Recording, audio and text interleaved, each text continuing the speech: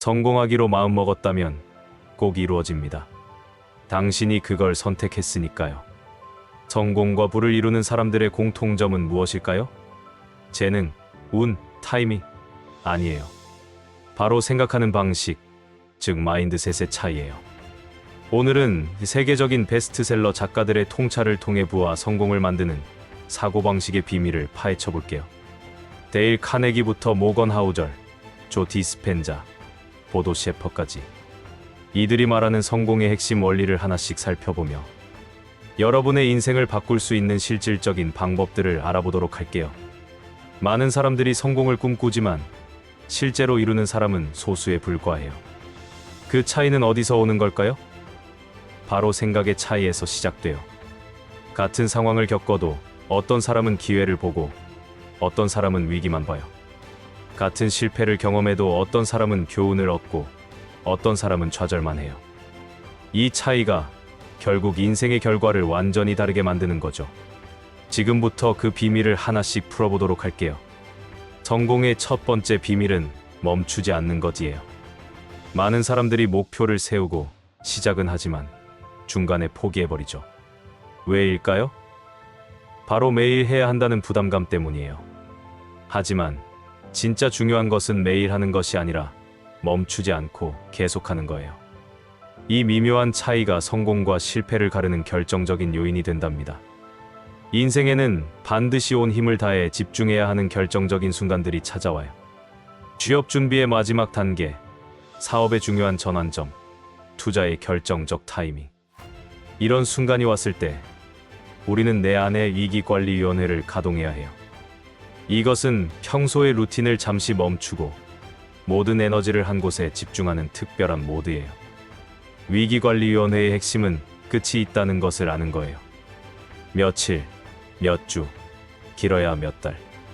이 집중의 기간은 영원하지 않아요. 마치 단거리 전력 질주처럼 짧은 시간 동안 모든 힘을 쏟아붓는 거죠. 이렇게 생각하면 견딜 수 있어요. 이번 주만 버티자. 이번 달만 집중하자. 그리고 목표를 달성한 후에는 충분한 휴식을 취하면 돼요. 실제로 많은 성공한 사람들이 이런 패턴을 보여요. 빌 게이츠는 마이크로소프트 초창기에 몇 주씩 밤을 새우며 코딩에 몰두했고, 일론 머스크는 테슬라가 위기에 처했을 때 공장에서 살다시피 했죠. 하지만 그들도 평생 그렇게 산 것은 아니에요. 중요한 순간에 집중하고 그 후에는 균형을 찾아간 거예요. 여러분도 지금 인생의 중요한 순간이라면 위기관리위원회를 가동해보세요. 데일 카네기의 자기관리론에는 인생을 바꿀 수 있는 놀라운 통찰이 담겨 있어요. 운명이 레몬을 건네주거든 그것으로 레모네이드를 만들어라. 이 한 문장이 수많은 사람들의 인생을 바꿨어요. 우리 모두에게는 레몬 같은 시큼한 약점이나 아픈 경험이 있죠. 하지만 그것을 어떻게 활용하느냐에 따라 인생이 완전히 달라질 수 있어요. 니체는 이렇게 말했어요. 역사상 위대한 인물들의 성공은 대부분 초기의 핸디캡을 극복하는 과정에서 비롯되었다. 실제로 그래요. 베토벤은 청각장애를 겪으면서 더욱 내면의 소리에 집중하게 되었고 불멸의 교향곡들을 만들어냈어요. 헬렌 켈러는 시각과 청각장애라는 극한의 상황에서 인류에게 희망의 메시지를 전하는 위대한 인물이 되었죠. 차이콥스키는 비극적인 결혼 생활의 고통을 예술로 승화시켰고, 도스토옙스키는 간질병과 도박 중독, 가난이라는 삼중고 속에서 인간 심리를 깊이 탐구하는 불멸의 작품들을 남겼어요. 찰스 다윈은 허약한 체질 때문에 오히려 관찰과 사색에 더 많은 시간을 할애할 수 있었고, 진화론이라는 혁명적인 이론을 만들어냈죠. 링컨은 비천한 출신과 수많은 실패를 딛고 이국 역사상 가장 위대한 대통령이 되었어요. 윌리엄 라이얼의 말이 전곡을 찌르네요. 인생에서 가장 중요한 것은 장점을 활용하는 것이 아니다. 그건 바보나 하는 짓이다. 진정으로 중요한 것은 약점을 활용하여 이익을 얻는 것이다. 나의 생각으로는 이것이 진정한 연금술이에요. 납을 금으로 바꾸는 것처럼 우리의 약점과 상처를 성공의 원동력으로 바꾸는 것이죠. 여러분의 레몬은 무엇인가요? 그것으로 어떤 레모네이드를 만들 수 있을까요? 모건 하우절의 돈의 심리학은 부에 대한 우리의 고정관념을 완전히 뒤집어 놓아요. 대부분의 사람들은 비싼 차, 명품 시계, 호화로운 집을 보면서 저 사람은 부자구나라고 생각해요. 하지만 진실은 정반대예요. 진짜 부는 눈에 보이는 것이 아니라 눈에 보이지 않는 것이에요. 바로 쓰지 않은 돈이죠. 모건 하우절은 부를 이렇게 정의해요. 사지 않은 좋은 차, 구매하지 않은 다이아몬드, 차지 않은 시계, 포기한 옷, 거절한 1등석 업그레이드. 충격적이지 않나요? 우리가 부의 상징이라고 생각했던 것들이 사실은 부를 갉아먹는 것들이었어요. 부자처럼 보이기 위해 돈을 쓰는 순간 실제로는 더 가난해지는 아이러니가 발생하는 거죠. 가수 리아나의 사례가 이를 잘 보여줘요. 한때 세계적인 스타였던 그녀가 과도한 지출로 재정난을 겪었다는 뉴스가 나왔을 때 많은 사람들이 충격을 받았어요. 연간 수백억을 벌면서도 파산 위기에 처할 수 있다니. 이것은 돈을 쓰면 자산이 줄어든다는 너무나 당연한 사실을 우리가 얼마나 쉽게 잊는지를 보여주는 사례예요. 그렇다면 왜 눈에 보이지 않는 부가 중요할까요? 바로 자유와 유연성 때문이에요. 쓰지 않고 모아둔 돈은 여러분에게 선택의 자유를 줘요. 싫은 일을 거절할 수 있는 힘, 새로운 기회에 도전할 수 있는 여유, 예상치 못한 위기에 대처할 수 있는 안전망. 이것이 진정한 부의 가치예요. 과시하는 가짜 부자는 많지만 조용히 자산을 쌓아가는 진짜 부자를 찾기 어려운 이유가 바로 여기에 있답니다. 조 디스펜자 박사의 당신이라는 습관을 깨라는 뇌과학의 최신 연구 결과를 바탕으로 놀라운 사실을 알려줘요. 우리의 뇌는 나이와 상관없이 언제든지 바뀔 수 있다는 거예요.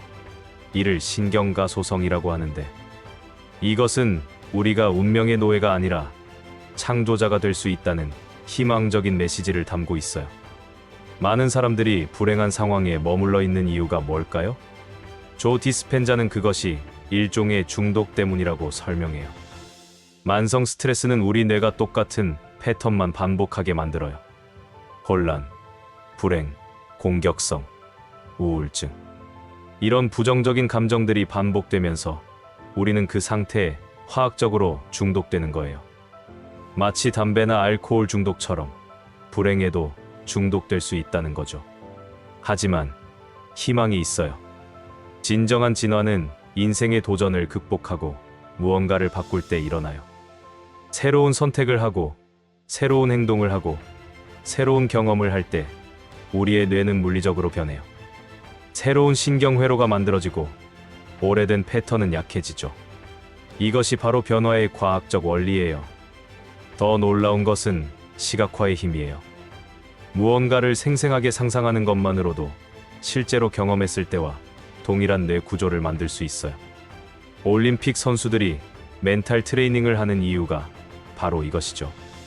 영상에서 보여준 오리토끼 착시 그림처럼 같은 것을 보더라도 관점을 바꾸면 완전히 다른 것이 보여요.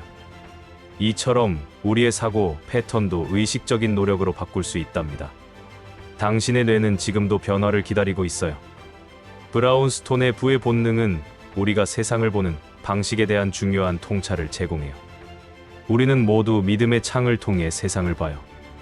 이 창에는 우리가 어린 시절부터 쌓아온 믿음들이 새겨져 있죠. 돈은 악의 근원이다. 부자는 불행하다. 나는 운이 없다. 이런 믿음들이 우리의 현실을 만들어내요. 특히 돈과 부에 대한 부정적인 믿음은 치명적이에요. 돈은 걱정만 늘린다. 부잣집 아이는 인생을 망친다. 정직하면 부자가 될 수 없다. 이런 믿음을 가진 사람이 어떻게 부자가 될 수 있겠어요? 무의식적으로 부를 거부하게 되는 거죠.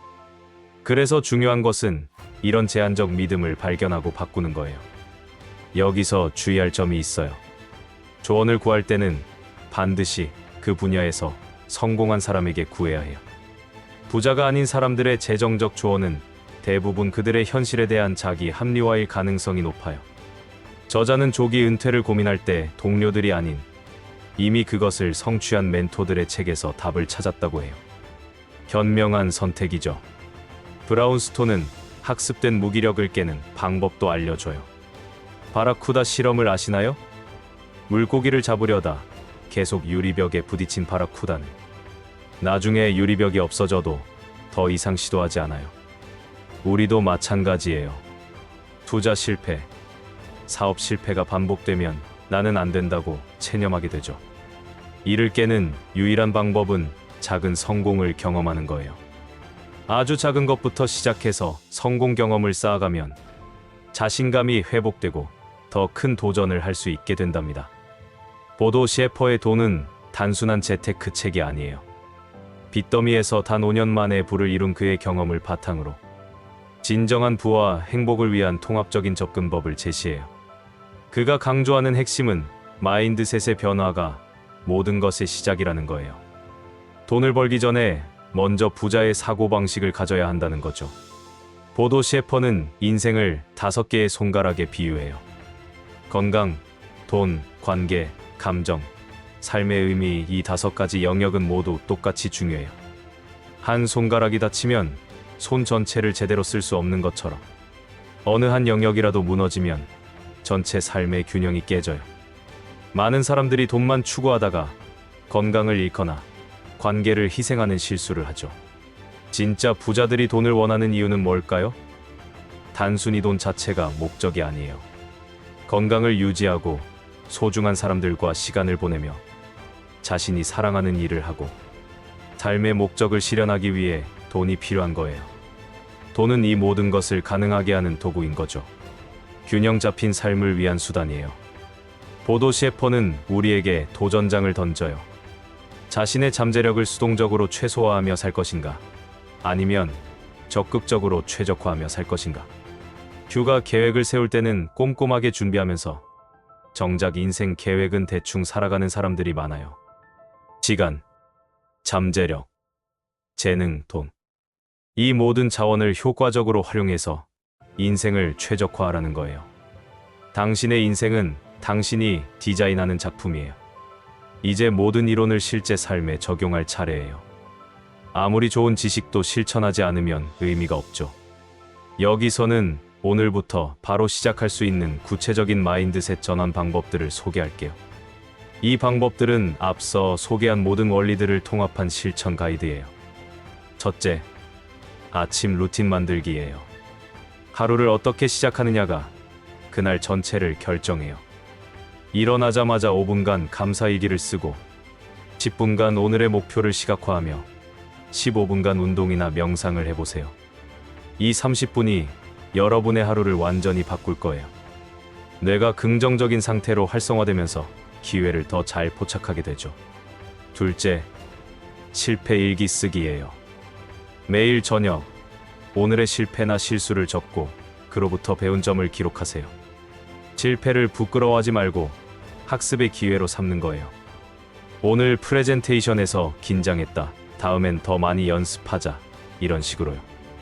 이렇게 하면 실패에 대한 두려움이 줄어들고 도전 정신이 생겨요.